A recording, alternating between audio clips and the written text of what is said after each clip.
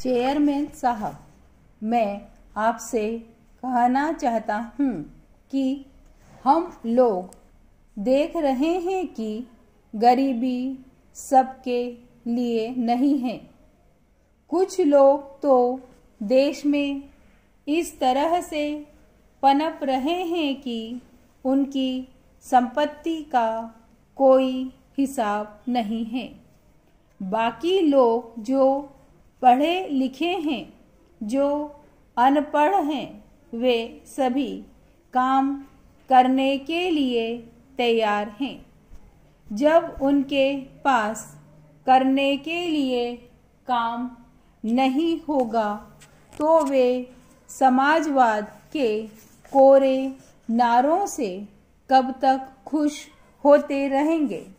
रोटी रोजी के अभाव में उनमें कुंठा बढ़ेगी और वे पथभ्रष्ट हो सकते हैं। पेरा महोदय, इस बात को आप अवश्य समझ लें।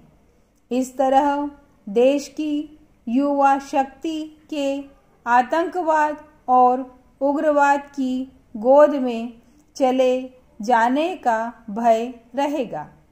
इससे देश को बहुत बड़ा नुकसान होगा। मैं स्पष्ट रूप से कहना चाहता हूँ कि आप इस संशोधन के समर्थन के बारे में दलगत दृष्टि से मत देखिए। देश में इस तरह के वातावरण से न तो जनता को और न ही सरकार को लाभ होगा, बल्कि पूरे देश को इससे हानि होगी। इसलिए मैं चाहता हूं कि जो संविधान संशोधन विधेयक सदन में लाया गया है, उसे आप खुले मन में स्वीकार करें। मैं हृदय से इसका समर्थन करता हूं और इसमें यदि आप कोई अन्य सुझाव देना चाहें तो उसका स्वागत है। सरकार के लिए केवल अपने घोषणा पत्र में लिखी हुई बातों को दोहराने से कोई लाभ नहीं होगा।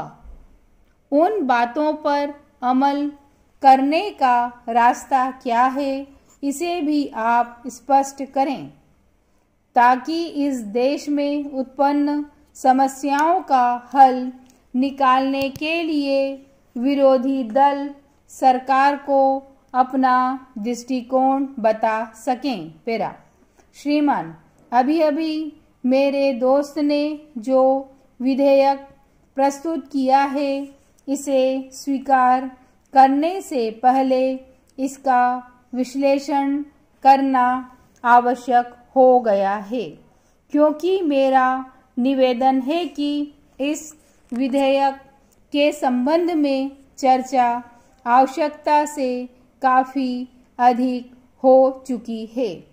मेरी दृष्टि में इस विधेयक का विचार क्षेत्र बहुत सीमित है और हमें केवल यह सुनिश्चित करना है कि यदि इस विधेयक को स्वीकार कर लिया जाए तो क्या इससे उस समस्या का समाधान हो सकेगा।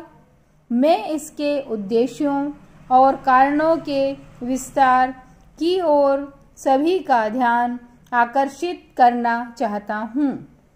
मेरे दोस्त रोजगार के अधिकार को सुनिश्चित करना चाहते हैं और इसे वाद विवाद का विषय बनाना चाहते हैं। समस्या यही है कि विपक्ष का दृष्टिकोण स्पष्ट नहीं है।